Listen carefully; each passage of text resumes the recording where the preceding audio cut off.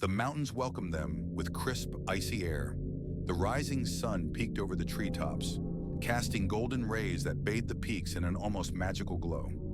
High above, crows cawed, while a gentle breeze carried the earthy scent of damp moss and pine needles. The vastness of the wilderness stretched before them, untouched and eternal.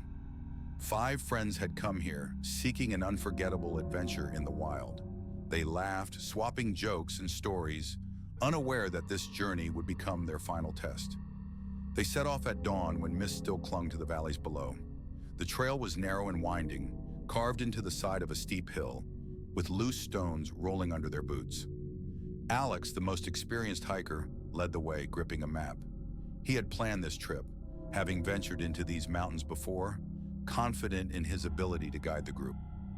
Behind him walked Josh, the jokester whose infectious energy kept morale high. His voice rang out above the others, lightening the mood even as the trek became more grueling. David stayed at the back, making sure no one fell behind. Laura and Cindy walked between them, captivated by the wilderness. Laura paused frequently to capture photos of towering pines and glistening mountain streams, while Cindy inhaled the crisp air, savoring the escape from city life. She had longed for a journey like this, a chance to disconnect from the noise and stress. As they climbed higher, the trees grew denser, the undergrowth thicker. Occasionally, strange formations of stones appeared along the path. Circles, piles stacked in an almost ritualistic fashion. Probably just other hikers playing around, Alex shrugged, though the uneasy look on his face suggested otherwise. The trail was tough, winding steeply between rocks and tangled roots. The ground crackled beneath their boots, and the distant calls of birds mixed with the whispering wind. Something about the silence felt unnatural, as if the deeper they went, the more the forest swallowed the sounds of life. After hours of strenuous climbing, they reached a secluded plateau, a perfect campsite. The spot was shielded by trees, offering protection from the wind, and a nearby stream bubbled softly. They quickly pitched their tents, built a fire, and unpacked their food. The firelight flickered against the trees, casting long, dancing shadows, while the scent of roasting sausages and melting marshmallows filled the air. "This place is incredible," Cindy murmured, pulling her jacket tighter around her shoulders. The fatigue of the hike was settling in, but the warmth of the fire and the company of friends made her feel safe. "A bit of wine would make it even better," Josh teased, pulling out his flask with a grin. "Don't forget, we still have to hike back tomorrow," Alex warned, though a smile tugged at his lips.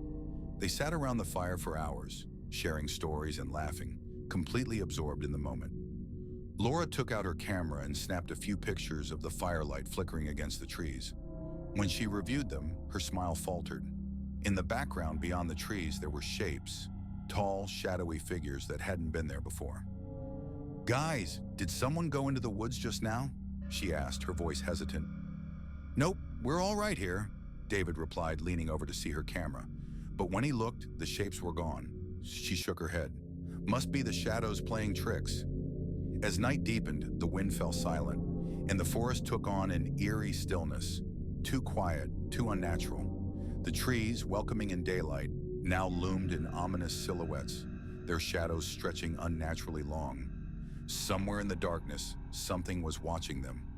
At first, it was just faint noises, a rustle in the undergrowth, the snap of a twig, a whisper, low, almost indistinguishable from the wind. Alex, ever the rational one, dismissed it as wildlife. Probably a deer or a coyote, he reasoned, though his voice carried a hint of unease.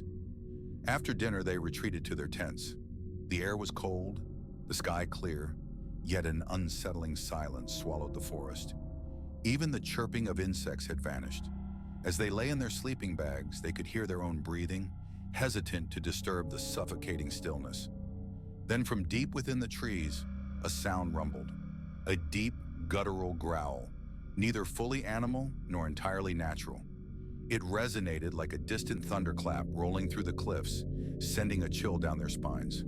It was too powerful, too otherworldly to belong to any creature they knew. Then, silence. Alex unzipped his tent cautiously, sweeping his flashlight toward the bushes.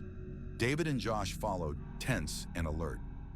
Inside the tent, Laura clutched her blanket, whispering, "Could it be a bear?" "If it is, it's enormous," Josh muttered, gripping his knife. Something moved. Slow, deliberate footsteps, far too heavy. Branches snapped under an immense weight. Then, in the beam of the flashlight, they saw it. A nightmare given form. It was twice the height of a man, its skeletal frame draped in thin, almost translucent gray skin. Its eyes, black, hollow voids, didn't reflect light but swallowed it. Its mouth stretched open, revealing rows of needle-like teeth. It stood still, yet an overwhelming dread radiated from it, paralyzing them where they stood. And then it took a step forward.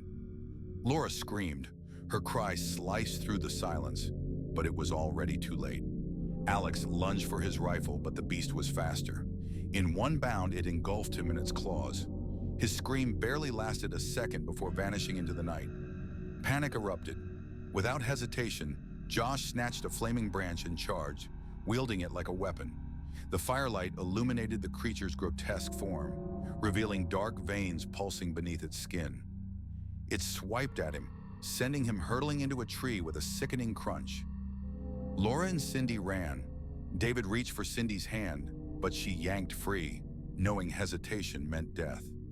He turned to flee, but before he could take another step, the shadow of the beast engulfed him. Cindy didn't stop. She sprinted blindly through the dark, her heartbeat pounding in her ears. Behind her, the sound of snapping twigs and heavy footsteps closed in. Her lungs burned, her legs ached, but she kept going.